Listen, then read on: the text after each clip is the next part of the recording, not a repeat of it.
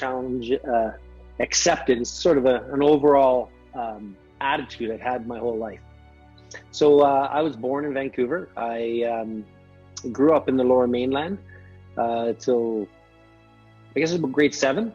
Grade 7, I moved up to Kamloops and became an interior boy, and did everything up to junior high, and then moved into Penticton where I graduated. So small towns, mid-sized towns, and the larger areas. I'm a BC boy. As soon as I left high school, actually made me go back. In grade 11, I learned a really valuable lesson in life, and that is that life's not always easy. So at 17, I was living on my own in one of those motels in Penticton. It's called the Pass Motor Inn. No water in the pool, and trying to figure out how to just make my rent payment while still going to high school, and figuring out life, trying to be an athlete and chase dreams as every young man does. And I had a dream of trying to become a fighter pilot, get into the military, and I really wanted to fly. Long and short, I was accepted, but due to that, I guess some choices and circumstances in my life, I ended up having to work 2 jobs, live on my own, go to school, still try to keep up my athletics and all of that. And my grade point dropped just below the minimum accepted for the officer program in the military. So that was my really first taste of failure and understanding you don't always get what you want in life, and unforeseen things will slap you upside the head. So I immediately graduated, and then I headed down to the coast, and I wasn't really focused on university or going that route. I didn't have a clear, I knew that I had a gift in sales. I still had dreams and athletic ambitions, and I took a job with a company called Annixter and just working in the warehouse. And in my interview, I was 18, 17, 18. And I was bold and I asked for a sales job. And they laughed at me, said, "We got a warehouse job for you." Right? And I said, "Okay." I said, "Okay, I'll take the job." And so I took that job, and it was a union job. And I would just say that I learned a valuable lesson that in that opportunity is that if you seize the opportunity to learn and focus in on doing everything you can to be the best at what you do. Every single month I went in and asked for a sales job. Every single month I was said no to. But I continued to persevere, and I became the lead hand in the warehouse, to the point where they would keep telling me to slow down. "You're working too hard. You don't need to do that." Some of them even said I was making them look bad. But the lesson from that was immeasurable.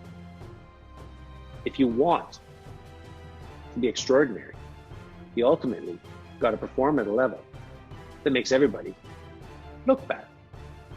I don't mean that in a critical way of others, but you have to be willing to do what others won't do if you want to have what others won't have. So I'd been there actually only about 4 months, 5 months, and I'd progressed and was doing very well. And then I got sick and I went home, and I was really sick. About a week passed. And I got a phone call from the general manager of the branch, and he just said, "Hey, are you coming back? Are you feeling any better?" And I said, "Yeah, it was Sunday." And I said, "Yeah, I'll be in tomorrow. I'm back to go." And he says, "Well, do you have a suit?" I went, "What? A suit? I'm going to destroy it in the warehouse." He just laughed at me and said, "No, you're tenacious. I'm going to give you your sales job." So anyways, that was a little story of triumph that overcame just by putting my head down, doing what others wouldn't do. And I got what others wouldn't got. So I became the youngest salesman in the country and did really well at that. And that is done through the changing and the renewing of our mind. And every dream is just a thought. It's energy. It's back to focusing on that target. And, you'd asked me earlier about how important is that focus in my life. Well, I do dream big, because ultimately my goal is to dream big enough that I can help you, Bob, and all the people that I end up touching, that their dreams can be fulfilled through it. So it doesn't matter where you're at, whether you're a stay-at-home mom, one of the most important jobs in the world, you have the ability to transform and lead your children, to help them understand that your reality is your dreams acted upon. Chance favors a prepared mind. We need to plan, we need to persevere, and at the end of the day, we will get to benefit and progress, right? Our life really is about progress. And I liked what Tony Robbins said once, is that quite often we think of success as money, but ultimately success is whatever we say it is. So the only real failure in life is having success without fulfillment. And fulfillment is directly related to how we progress. We never arrive. This is a journey of constant, never-ending improvement. So there's been studies done all over history, and the one that I heard best is that a man with a clear, defined purpose and belief will persevere and will be tenacious when they're willing to pay the ultimate price, because their belief is so strong. It leads to tenacity. Determination, this tenacity, this perseverance of life and working through each moment and circumstance really is tied to our beliefs and to our why, that purpose that we're doing it for. It's not if there's going to be tough times. It's not if there's going to be challenges.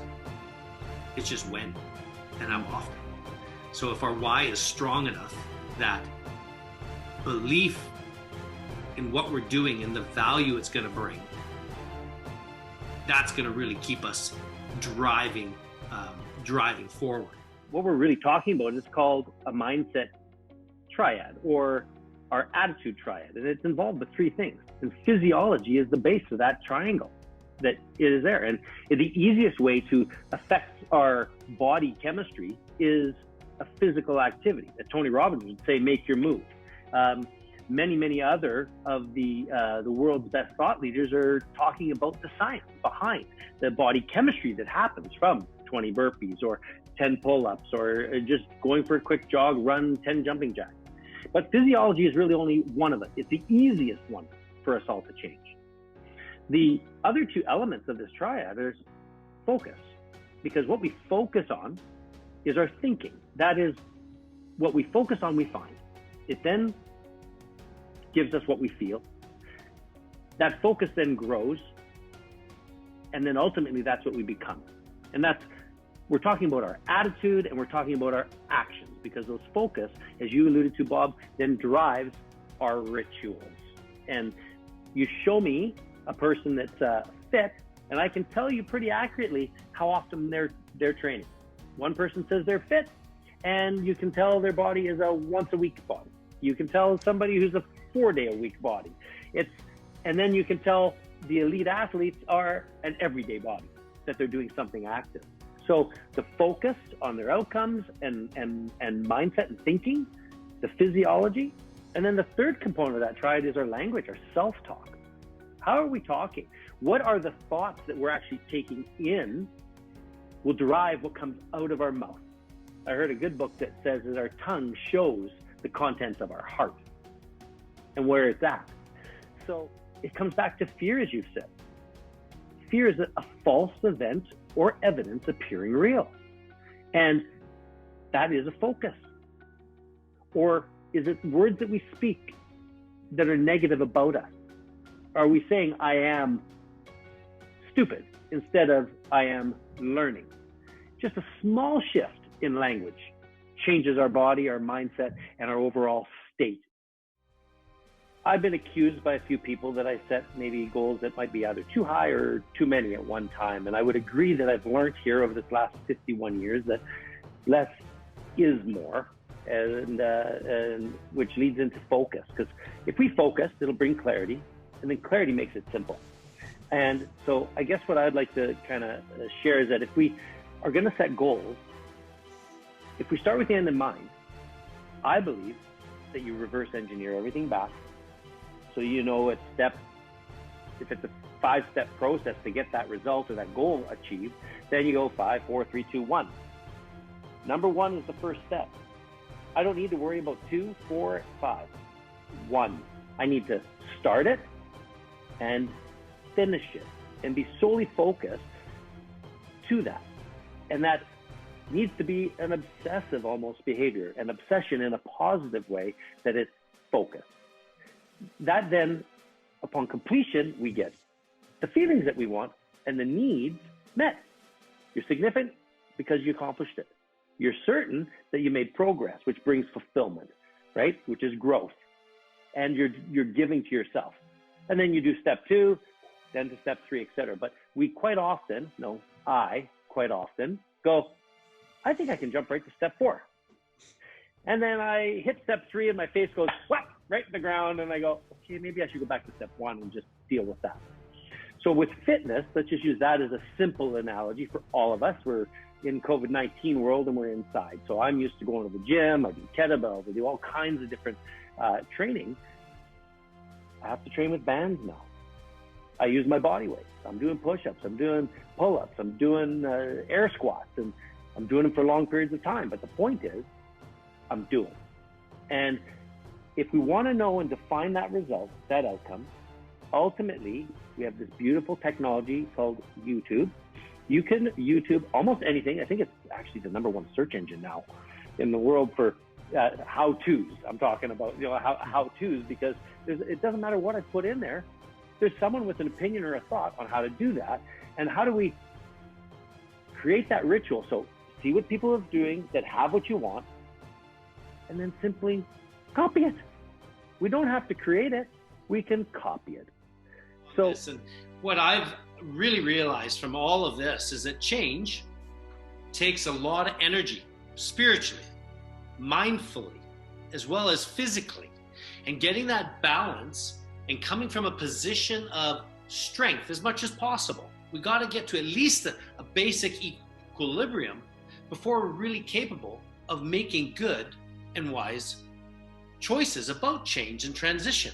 That whole mindset of transition that we've really talked about here today is unbelievably powerful. And the most important question to ask it first is, where am I now? And then secondly, where do I want to go? Now I have the 2 key points of creating a map.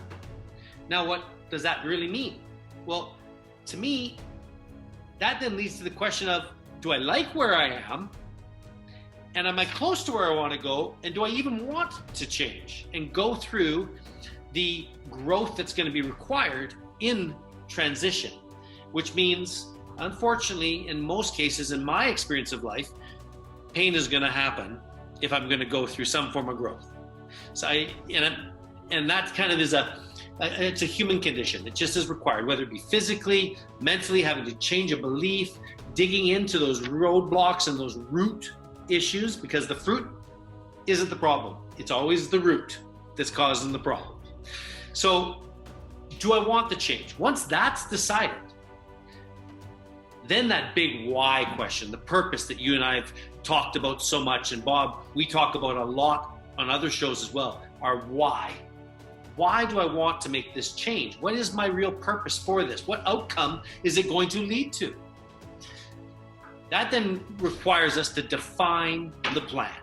If I know where I'm going and why I'm going there, what's the map?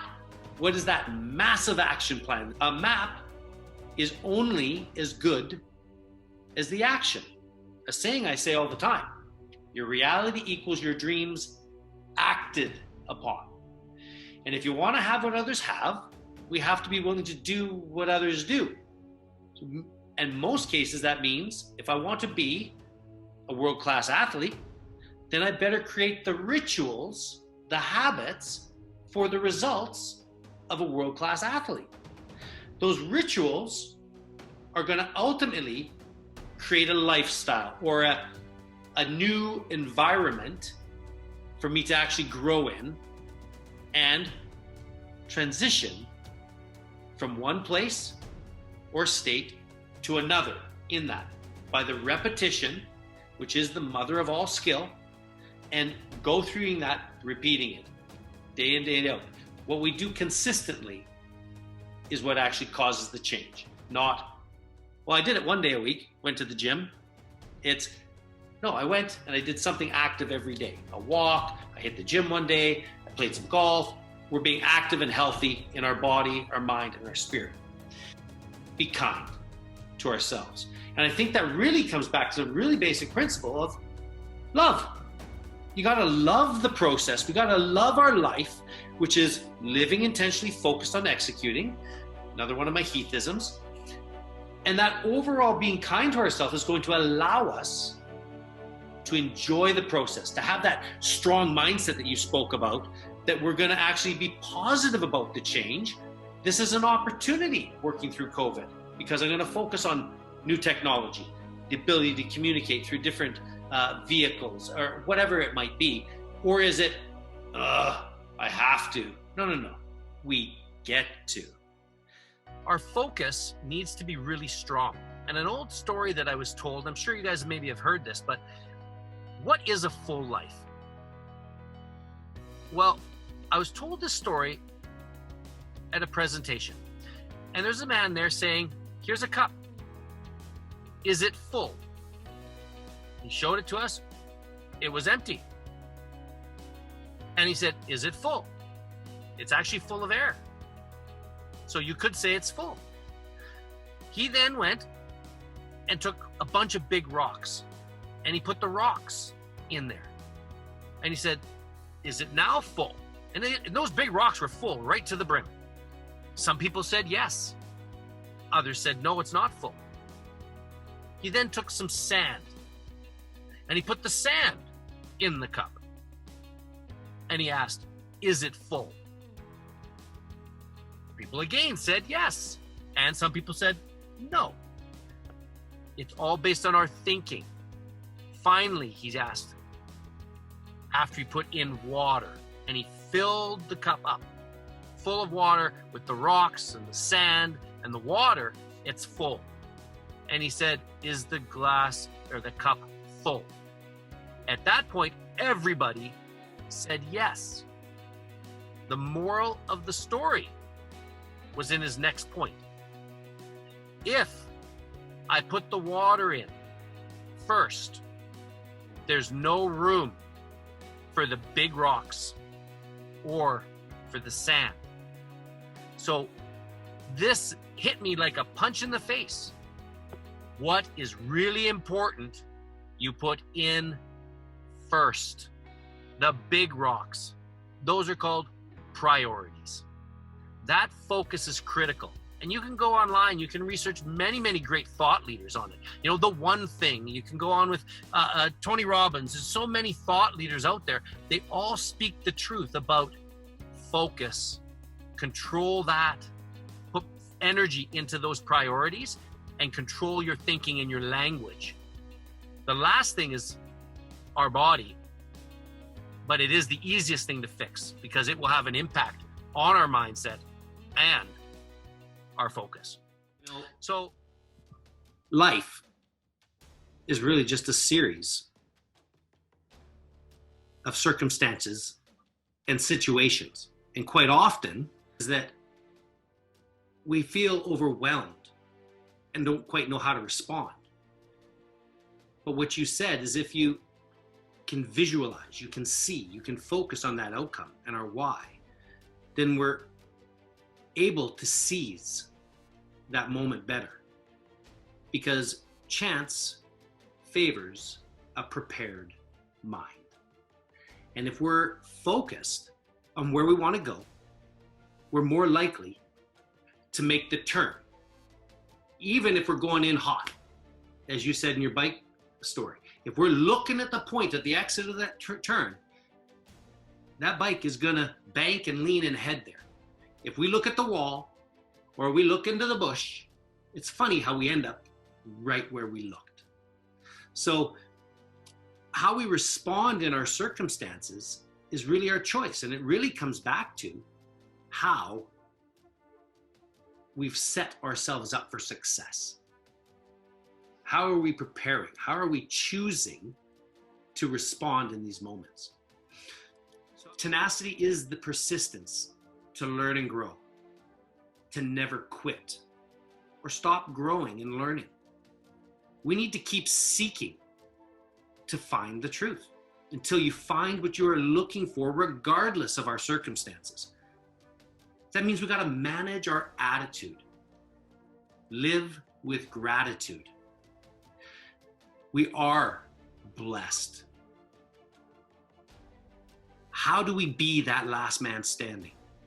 We need to basically remember that winners never quit and quitters never win. It requires us to be determined, to really be clear on our focus of where we are going and why. We need to surround ourselves with people that are already there so that we can follow the breadcrumbs, because success leaves clues. They just happen to be called habits or rituals. Our life circumstances we're in right now with this pandemic, or any crisis that we face, this isn't the last one we're going to face in our life, God willing. So we need to focus on controlling our mindset, controlling proximity, the things that affect our attitude. We need to control who we allow to put thoughts and attitudes into us. That alone takes tenacity, persevering, looking forward, ensuring we are focused on where we want to go will definitely increase the odds that we will end up where we're looking. So with tenacity, common people can create uncommon outcomes. When we fall down, success is really just getting back up. There is no failure if we learn. It's a fantastic adventure in learning. We need to basically breathe. We need to hydrate, drink good water, eat well, exercise, and don't forget to rest. Create and follow good rituals, those routines that are going to set the tone of our day. We start with success. Make our bed. We need to realize we're always creating habits, consciously or unconsciously. It's our choice. Do we live above the line? Or are we going to live below the line in victimhood and saying, well, it just didn't work out, or, well, they did this, so I had to do that. I didn't have a choice. No. We always have a choice in how we respond. That response is choosing to live our ideal form of life.